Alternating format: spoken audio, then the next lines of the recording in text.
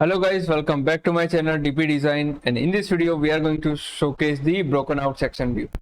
So in the broken out section view, what is the meaning? Let's say I am having the shaft which is a very long, okay, a hollow shaft I am creating. Features, extrude, I will read this part.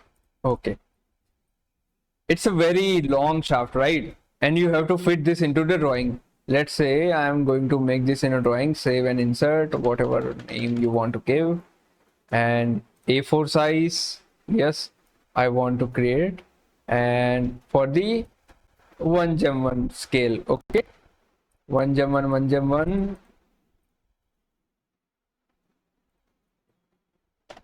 1, okay. As you can see, it is a very long for my A4 sheet, and I want to showcase into the 1:1 scale only. So what you can do, you can just select the break view, and yes, select the drawing to break where you want to break. Let's say I want to break. If you want to create the gap size, you can control that also. Shape intensity, I will make it to the high, and these are some break style you can customize. Cut direction will be obviously horizontal, not vertical. So let's say I want to cut from this and this. Dimension will not change. It will only change the,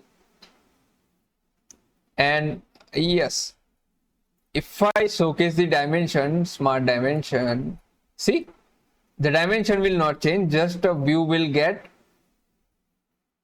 fit in the laser space, right? So that's how you can create the broken break view. Okay, not broken out section view, it is a different break view. That's how you can mostly use on the shaft and long parts. Okay, and if any feature comes in middle, then you cannot. Then what you can do, you can just break out before feature, okay, where your feature don't get involved, and after feature also you can do, right? So feature should not compromised in the break view.